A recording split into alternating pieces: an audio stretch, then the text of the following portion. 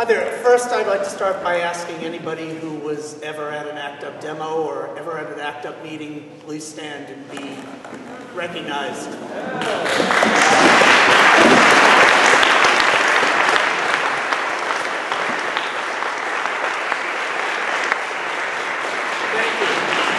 Thank you so much for everything. Sarah, congratulations on a mighty achievement. It took me several months to read this, but I read it. You know, it was such an awakening for me to have been immersed in ACT UP, which dominated my later 20s through my mid-30s, was one thing, but when you're in the middle of it, I think you're unaware of, I was unaware perhaps of how much was going on simultaneously and how many people were doing so many different things. I was mostly immersed in the media committee at the time, and so just trying to keep track of everything that was happening was difficult, but thank you for laying that all out, for really throwing back at me a greater sense of what we all achieved and putting it into perspective, not only for us, but for history. Very mindful of the fact that, you know, history often gets written by those who are in power and don't have the perspective, and usually fumble the facts. So it was really empowering to have this volume in my hand and to share it with everybody. The work on this book started 20 years ago. For the uninitiated, explain the genesis of the project and how it evolved from interviews to a book. Okay, it actually starts in 1979 when I joined the ranks of the gay and lesbian media. So at that time, we had absolutely no representation in the mainstream media. And every city in this country had a gay paper and a feminist paper. And some had more than one. And so there was a huge group of people nationally who were the journalists who were creating the content. And I was one of them. We were out there. I worked for Gay Community News in Boston, Woman News in New York, and the New York Native in New York. And we worked for free. And our job was to tell our people what was happening. So I was doing that. And in 1981, the issue was that there was no gay rights bill in New York City. So I was going to City Hall. The mayor was the evil Ed Koch. And I'd be like, Mr. Mayor, Sarah Schulman, New York native, or whatever it was, you know, when are we getting a gay rights bill? And I was like, 22 or something. And then there was AIDS. And so I started covering AIDS quite early. I covered the closing of the bathhouses, which is a really interesting assignment considering I'd never been to a bathhouse and they didn't let women in bathhouses. But it shows you how chaotic everything was because the journalists were dying and editors were dying. My editor at the Village Voice, Robert Massa, I had my edit in his apartment while he was in his pajamas because he was too sick to go to work, And so it was a very chaotic thing. By the time I came to ACT UP in July of '87, I'd already been covering AIDS for 5 years. Then after I left ACT UP in '92, '96 is the protease inhibitors, right? And then '99 is the internet revolution, and ACT UP was not digitized. So there was a period of time where you could search ACT UP online and find nothing. And it was like we fell off the face of the earth. Then in 2001, which was then called the 20th anniversary of AIDS, but we now know it was the 20th anniversary of identifying AIDS, I was driving in a car and listening to the NPR coverage, and they're like, at first America had trouble with people with AIDS, but then they came around. And I almost crashed the car. I pulled over to the side of the road and I was like, oh no, this is what they're going to do now. They're going to pretend that, this is their benevolence. When actually, thousands of people fought until the day they died to force this country to change against its will. So I called Jim Hubbard, and we were like, we have to do something. And Urvashi Vad, the lesbian leader, was at the Ford Foundation, and she got us a grant, and we started the ACT UP Oral History Project. So for the next 18 years, we did long-form interviews with 188 surviving members of ACT UP. And we also did a feature film called United in Anger. Now, you can look at our website, which is actuporalhistory.org, and you can watch the videos, and we've had 14 million hits on that website. 650,000 people have downloaded transcripts for free. Then Jim made a film called United in Anger, A History of ACT UP, which we've also made available for free on YouTube. But this counter history started to emerge that was about heroic individuals. And you know, there's this myth in America, the John Wayne myth, right? That there's that white heroic individual and he comes in and saves the day all the time. Well, not only is it not accurate, it's also impossible. And this myth started to emerge that there were like 5 people, 6 people who did all of this. And I first noticed it when I wrote an article for the New York Times, and the editor, I had said the word ACT UP, and the editor changed it to Larry Kramer's ACT UP. And I was like, oh. So Jim and I realized that there was an emergency, that it was being mishistoricized, and that somebody had to cohere all of this, and it ended up being me. So when I started, it took me 3 years at that point, I reread all the interviews, and my book mentions 140 people. And that's not even all of it. You know, there could be 2 more volumes of it, but that's what I ended up with, you know, because change in this country comes from coalitions and from communities and not by individuals. That is not how it works. So we really felt it was emergent and important, and we had to assert that. Thank you. You're the author of 20 books that range in genre from fiction to cultural histories to critical political analyses. Articulate for me how writing these previous books prepared you to embark on the record show. You're so smart, Jay. That's a great question. Good thing I was a novelist, because I had formal experience, you know, and in a story like this, the form should come organically from the content. Because one of the very first things I realized when I started the book is that it cannot be chronological, because then it won't be accurate. Because so many things happen at the same time. And I needed form that would allow for the simultaneity to be shown. So I started to cohere tropes or focus on key events and put them together in a way that I hope would resonate and produce new insight. And I feel that it's worked, because the book is very long, it's 750 pages. But some people, I know it took you a few months, but some people feel that it reads kind of easily because it has certain novelistic techniques. So if I hadn't done all those earlier books, I never would have been able to do that. Indulge me in the speculative question. Okay. If you had written this book earlier in life, how would it have been different in tone or content? That is, do you feel you needed a sufficient passage of time to take the full measure of ACT UP's legacy? It's not my time, it's that we needed to interview 188 people, because one of the first things that Jim and I realized was that we, like everyone in ACT UP, thought that what we and our friends did was ACT UP. No one had the institutional overview, and a lot of it was because we were so in the moment, but also it was because it was pre-internet. There was really no way to know what other people were doing. The only way you knew what someone was doing is if they told you. Right? So, you know, I interviewed so many people who were like shocked that I didn't know about the thing that they were doing, because they thought it was the centerpiece of ACT UP. And ACT UP people were very arrogant, you know. So, you know, like I didn't know that there was a Haitian underground that was connected to the housing committee with that HIV positive Haitians who were locked up in Guantanamo were being spirited out by people in New York who found them housing. I had no idea that occurred. And many, many other things. You said that you went back to the 188 interviews, and then you delved into other historical records to round out your commentary. How did this deep dive alter, if it did, any of your pre-existing notions about ACT UP and certain individuals in ACT UP?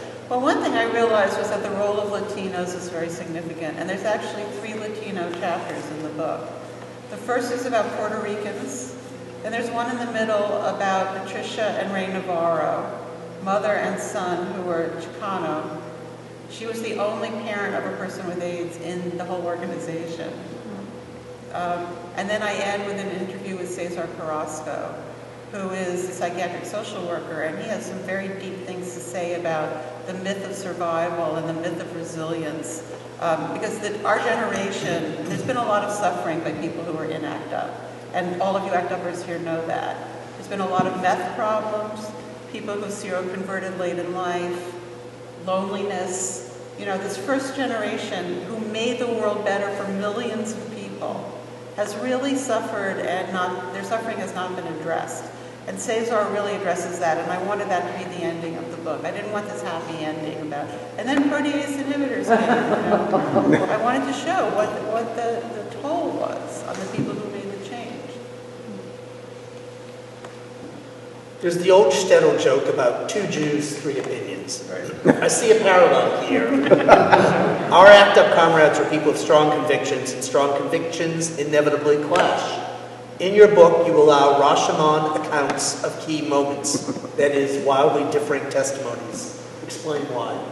Well, I realized right away that this was not my memoir, that Jim and I had taken on a lot of responsibility, and people trusted us by being interviewed. In fact, in 18 years, no one ever refused to answer a question. So I felt that I really had to be as fair as I was humanly capable of being. And so a lot of people, I just let them have their say. Even if I don't agree with them, even if I think what they're saying is not true, even if I think they're lying, I let them have their say. And I just juxtapose. And then you start to see the complexity. And people are complex, and most stories about people do not reflect the complexity of difference. But one of the things about ACT UP is this was a very extraordinary group of people. These were very interesting people, you know, and their perspectives are very earned, even if I don't agree with them. So I made that commitment at the top.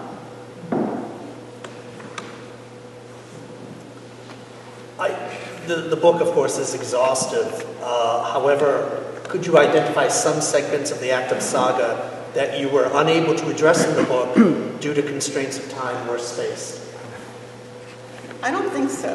I will say that in the film, United in Anger, we don't have needle exchange because the film is dependent on footage, and there's no footage. Because this is pre-cell phones, right? But in the book, I tried to at least mention everything that people had mentioned. I mean, there are some small actions and zaps and such that aren't there, but I think the big tropes are there. You make a great effort to make sure that people who were not stars in ACT UP get their due. After reviewing the material again, does one or a couple of people emerge that you feel are really unsung heroes that were unjustly ignored over all those 3 I'd decades? say 100. Yeah. I mean, there are what people did in ACT UP, I mean, people like Karen Timor. Okay, this was a straight woman who joined ACT UP because she thought she could get some friends. And then one day they said, we need someone to work on insurance. And she thought, I could do that. And for 5 years, she masterminded this insurance campaign in all 50 states with snail mail. She built coalitions with the Grey Panthers, with people with multiple sclerosis. She forced insurance companies to change their policies and made private insurance available to hundreds of thousands of people. And when Jim and I interviewed her, she had never been interviewed. I mean, that's a person that really stands out in my mind. Linda Meredith, I think the work that you did to help with women with AIDS is phenomenal. And I hope you feel represented in the book. If you don't tell me now. The civil disobedience people, like Alexis, essential, foundational person. There are just so many. The lawyers, these lawyers never got paid. Never, and it was mostly women. Gee, I wonder if there's a connection. But they did all of these pro bono cases. I mean, it goes on and on and on. That's why there's 140 people mentioned in the book. You've been promoting this book since May. Which brilliant question have interviewers consistently neglected to ask? There's so many, because most people only read the first half of the book, right? Seriously. There's, I think, a really important interview with Joseph Sonnabend, who's now dead. He died a few weeks before the book came out. He got a Freedom of Information Act search on the Burroughs Wellcome AZT trial. And he explains why that trial was corrupt. and that their claim that AZT worked was false because of the way that the trial was organized. I'm not going to explain it to you here, but it's in the book. And it's a scandal. It's outrageous. And AZT became the highest profit-making pharmaceutical in the history of the world based on fake data. So that, I think, is like this huge story. I thought that was going to be the story that everyone was going to pull out, but they haven't read far enough.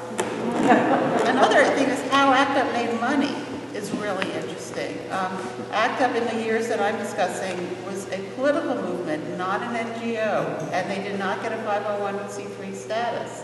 So the money had to come from the community. And I remember the first time I tabled for ACT UP was at Wigstock. And I remember, like, the button cost $1, but the guy gave me $40. And I thought, okay, you know, this community is going to financially support this movement. But when we started, and then there was the art auction that made $650,000. But then we got messed up with direct mail. And I go into that in great detail, and I recommend, because it's the thing that ultimately turned the gay movement into a niche market, a consumer market.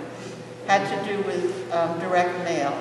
Pause magazine, which is an important magazine, right? So let me say that just because you say that something, just because I say that something has a side you may not know, doesn't mean that I hate that thing or I think it's bad, right? We're grown-ups. This is simultaneity of realities. But Pause magazine was created to market AIDS drugs directly to people with AIDS. And it was the first time that drugs were marketed directly to patients. So when you see Viagra ads and such on TV, that was all started with AIDS drugs. And this is the thing that made advertising realize that gay people could be a consumer market, right? And then the first ad that went to gay consumers, and this is in my previous book, Stage Struck, Theater AIDS and the Marketing of Gay America, was Absolute Vodka. Anybody remember those ads? And, you know, interesting was alcohol, because gay people had big alcoholism issues at the time. But the advocate had to agree to give up their sex ads to get that Absolute Vodka ad. So it's the beginning of this, like, mainstreaming and desexualization of gay media. It's a fascinating thing, but it starts with direct mail. As you said earlier in your talk, one of your goals for writing this book is to make it have it serve as a handbook for future activists. Given the wildly shifting landscape as regards activism and racial awareness, which principles and strategies in the book or in ACT UP are best adapted to our new woke era? I'm not so sure that I embrace that there is a new woke era. I think that's a little bit propagandish. But I do think having a demand that's reasonable, winnable, and doable with a solution that you have designed is helpful. And I think trying to micromanage people in terms of what they believe and what they say is not helpful. So those are my two recommendations. We could open it up to Q&A now. I've just asked that somebody stand and speak loudly. And we're here for questions. Also arguments. Yes. So, first of all, I think the book is really the thing that is most interesting about the book is that, of course, your opinion is there, a lot of it is, you're steering it, but the fact that it's told in people's voices of their own, I think is one of the most striking things. And it seems to me that it kind of prevented almost the natural backlash that would happen with the book, because I think anybody trying to tell the history of that is, sort of setting themselves up as just being targeted. But so have you experienced that mostly as well, and have there been really strange? There's only been one complaint, but it's come from a bunch of different places. It was in The Guardian, it was in the New Yorker, and then it was in a recent public event. And what the complaint really is that the group of people that were singled out as the handful of heroes really internalized that. And it became important to them. And I treat these people with enormous respect, and I give them an incredible amount of book. But I also treat with respect and give credit to 120 other people. And somehow they feel that that's taking something away from them. So I was surprised at the treatment of some of them because I know that they've also been, sort of in that position for so long that people there is a certain level of animosity from the group. Well, it's only from around 2012 that started to be codified. Because, and I have a whole theory about it, and I'll tell you what it is. I think that for a lot of gay men, and I see there are a lot of gay men here, so if you disagree with me, just speak up. But I think of my generation, there was a lot of punishment around masculinity and not being masculine enough. And like high school was a nightmare, and there was familial homophobia, and then you get AIDS, and everyone thinks it's your fault, and there's all this blame and fear, and you're deprived of every level of right and dignity, and then you come together and form a movement and fight. I mean, there's all this stuff. And then and then someone says, oh, you really are the hero. Instead of saying you're that faggot, right? You're really the hero. It's very intoxicating. But the construction of that kind of hero is false. It's an inaccurate construction. And that's the problem. Which only accelerated because it pains like the whole muscle thing and that healthy and there's so much about that. It's something that men have to struggle with, and it's hard. It's very difficult, especially when you're my age. And I think when you're older, it's very, very difficult. Women are never told they're the hero, so we don't have to struggle with it.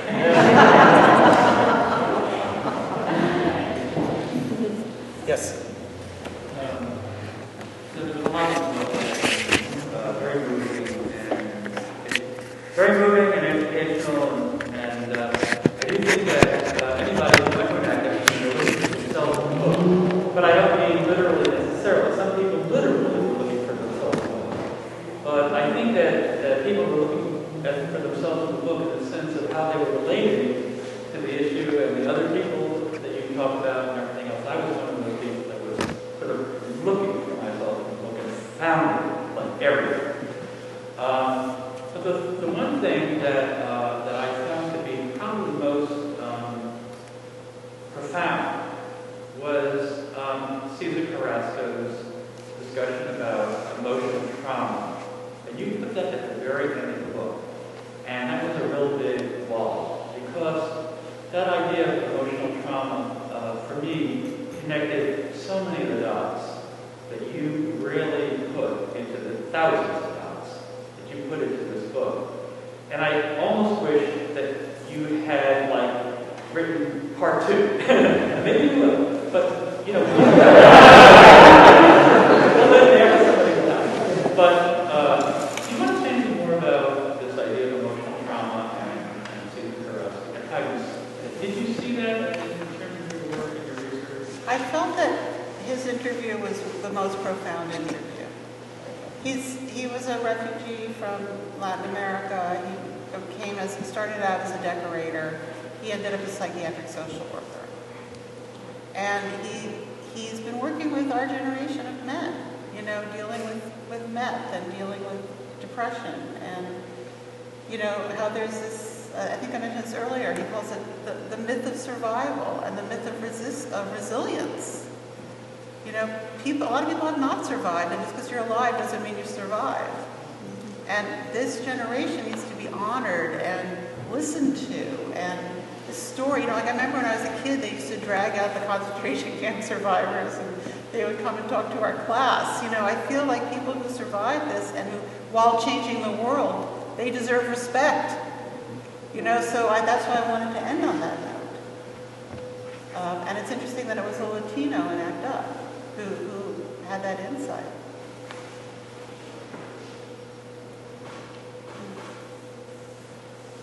Questions? Talking about what you were saying before about masculinity and stuff like that, I wondered, this is kind of a niche question, why you included the stuff about Derek Link and his revelation. I thought that kind of related. You could talk about that a little bit. Okay, so when ACT UP split in 1992, one of the myths about it is that the split was between people with AIDS and people who were negative, and that is false. But one of the reasons that was believed is because because there was an activist who was involved in the split who kept saying, negatives get out of our way, negatives out of our way. But then it turned out that he actually was not HIV positive. He had been lying, and he lied for 20 years to his support group. And I have sympathy for this man, because I think it was AIDS hysteria. I thought he was very young, he felt it was inevitable that he was going to die. I mean, it's hard to convey what it was like to be 23 or 24 and having people suffering and dying in front of you in a constant way, and it produced this kind of behavior. And, and he's not the only person who acted out. There's a lot of people in the book who acted out. I talk about Michael Petrellis, who caused the whole thing at St. Patrick's Cathedral, and I interviewed him about that as well. And the Derek Link thing, a number of people brought it up in their interviews. Once somebody chooses to present it in the interview, it's there. It's part of the data, and it has to be considered. And so I felt that it was significant. For those who just to say, ACT UP had decided to go into St. Patrick's Cathedral and do a silent die-in. But Michael Petrellis decided to jump up on the pew and scream, "You're killing us, you're killing us, stop it," in that New Jersey accent. So I interviewed him, I was like, "Why did you do that? Why did you go against everyone's wishes?" And he was like, "No one would let me in their affinity group." But it's important because, it was a high-pressure situation, and people acted out all the time. Every week people acted out because it was crazy. So why hide that,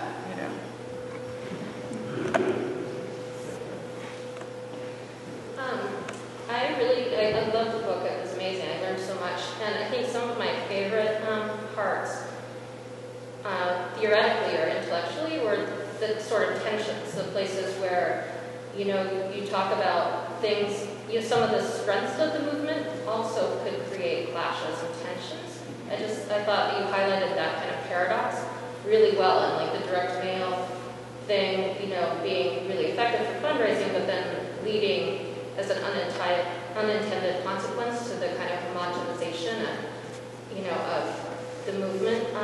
And the other places like that I found especially compelling. And I guess something that in terms of lessons that we can take from the experience of ACT UP, can you reflect a little bit more on the dissolution, on the split, and how some of the strengths and of the way the structure and the movement also seemed at times to sow the seeds of dissolution? And what can we learn from that about kind of not letting something that's a strength? I mean, is it possible? Or I don't know. You can't control everything. I mean, the fact that it did so much is amazing. Yeah. And I honestly think that the main reason there was a split was because the pressure of people dying was too much. And we all went crazy. That's honestly what I really think happened. But there's also other issues. So let me just lay it out a little bit. ACT UP is a coalition. And there were different constituencies inside ACT UP that had different social positions. This was a time when the government was all white and male. The media was white and male, and the private sector was white and male. Even as a white lesbian, there was no one like me in power. There was no Rachel Maddow or Tammy Baldwin or anyone like that, right? So the people who most resembled the people in power, the guys who had gone to Ivy League schools, who came from ruling class families, this was a very small group. Most people in ACT UP were like middle class, working class, whatever. But they had, they were simpatico with the people in power, and they understood each other, and they related to each other. And they were able to get a lot done because of that, right? But, for example, the women with AIDS, it took 2 years to get a meeting with Fauci. That's remarkable. And Linda's account in the book of that meeting is like, wow, what a nightmare. They got there and he didn't know anything. And he didn't want to know anything. And that, and so if Larry Kramer went to Yale with the head of Bristol Myers, he can call him on the phone and get a meeting. And people told me that, they would go to Burroughs Welcome, there'd be a catered lunch. They'd have a meeting. The women had to had to do messier things. They they had to scream at people and take over people's offices and all that kind of stuff. The drug users, they were the messiest of them all. 2 people died of ODs in ACT UP. Somebody stole $10,000 from the organization, but they also won. So I think that the lesson is your social position determines your playbook. If you have access, you can be polite. If you don't have access, you have to be messier. And if you have no access at all, you have to be even messier. Because all of those constituencies succeeded, but using completely different tactics. So that's one of my takeaways about difference. Right, I guess you characterize that as the inside-outside thing a lot in the book. Yeah. You know, that when it's effective, instead of when that becomes a tension or a clash that's destructive, when it's effective, you know, you have the people with access and relative privilege on the inside, and then you have, but you still share a goal with the people doing the outside actions. I thought that Right, it can be very helpful and it can be terribly destructive. Yeah, Yeah. thanks. Linda? Thanks, Jay. And I've had some disagreements over the years, Sarah, but I want to just tell you how much it means to myself and people who did the work supporting and demanding around HIV positive women. Because once the book came out from David France, and then the documentary came out and it was nominated for an Oscar, I was very depressed because it was one narrative that had nothing to do with my reality, and I was in ACT UP as a full-time job pretty much for about 8 years. So, and also I had trained some of those people about how to be scientists, you know what I mean? And now it's just this, that's who it is, that's who ACT UP was, and it was pretty devastating actually. So what you've done to try to present many different aspects of ACT UP and to balance what the public narrative had become because of access and power with what actually happened is, you know, for me, like the record of ACT UP, right? That's the record of ACT UP. Thank you. And I just wanted to say about the inside-outside strategy that you guys were talking about. So one of the things from my point of view as a person who worked primarily around issues of women and HIV, both from the CDC campaign, but also around the ACTGs and treatment, right? Because the treatment and data committee worked on issues around men and treatment within the NIH, and no one was working on issues of women and HIV within that context. So there was a disparate aspect to that where relationships with those in power and progress in terms of clinical trial design and moving forward on the male side was way outpaced as it turns out, right? Right. And part of that inside-outside thing was when we were told that we could no longer disrupt a meeting, that we were told that we could no longer have a demonstration at the International AIDS Conference or something. I'm thinking specifically now about San Francisco, but in any case, the men who did treatment work outnumbered those of us who did treatment work for women. And so if you raise your hand and have a consensus, we were always outnumbered. And so part of the frustration was about being able also to speak our truth and to demand the things that needed to be demanded around HIV positive women. And there was a huge disruption about 076, but there was more than that. And honestly, when that came to a head, and the men who had been meeting with these powerful government officials refused to take a step back for a second and see that there were other people beyond themselves who were living with HIV and struggling, that for me was the split. Well, that story is in the book, Linda, verbatim. I know.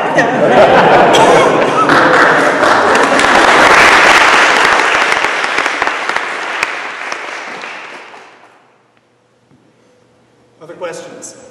Yes. Hi. Thanks for being here tonight.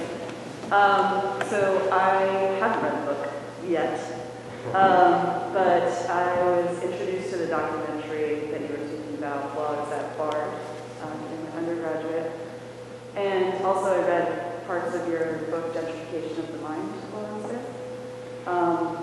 And I remember being transfixed as a young queer person. You know, I was older when I was at Bard, so I was like 27 at the time, and some of the kids were 19, 20, and I was learning at the same time that they were. But we were all transfixed in that class, learning about ACTA.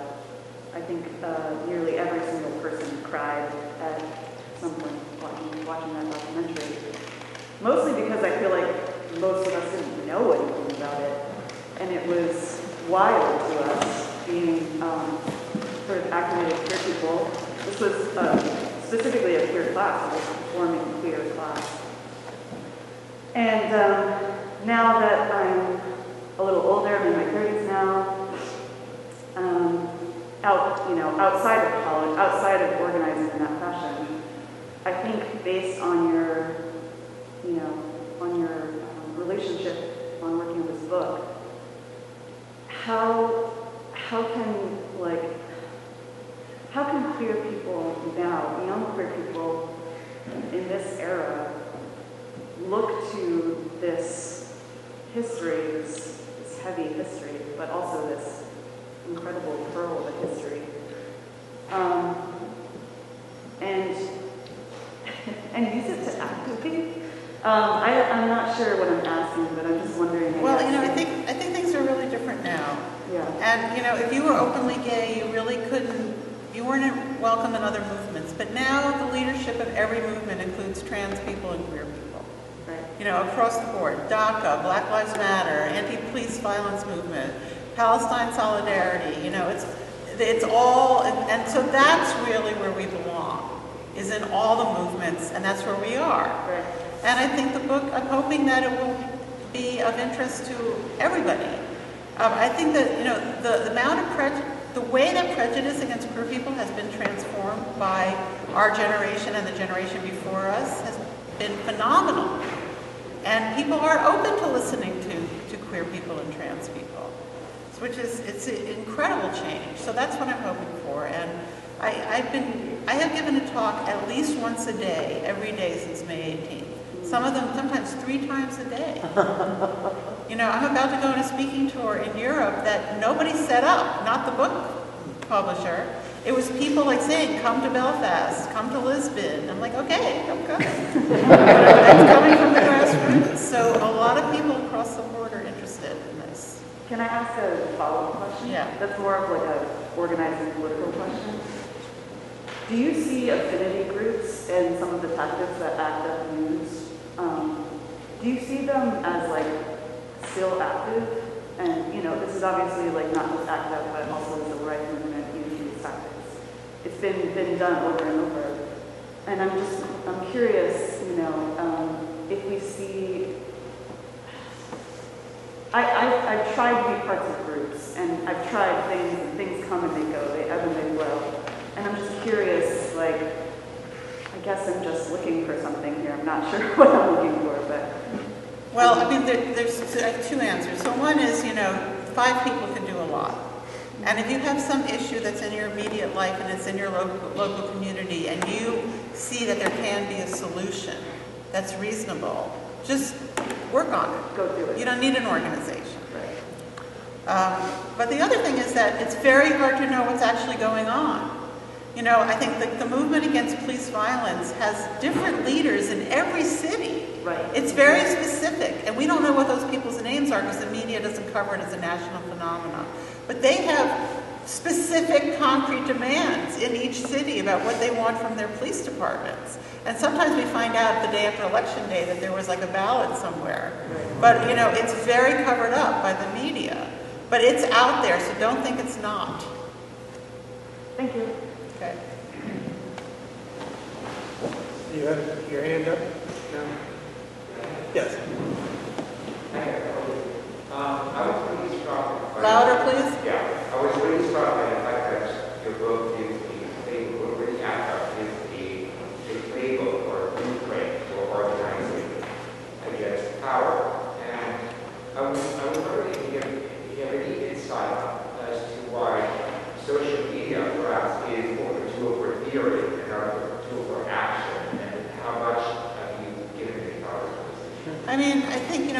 technology can be used for good or for bad, right? When television was first invented, people thought, oh, everyone in the world will get free education. And it became marketing, you know. It's not the medium itself, right? It's how it's positioned.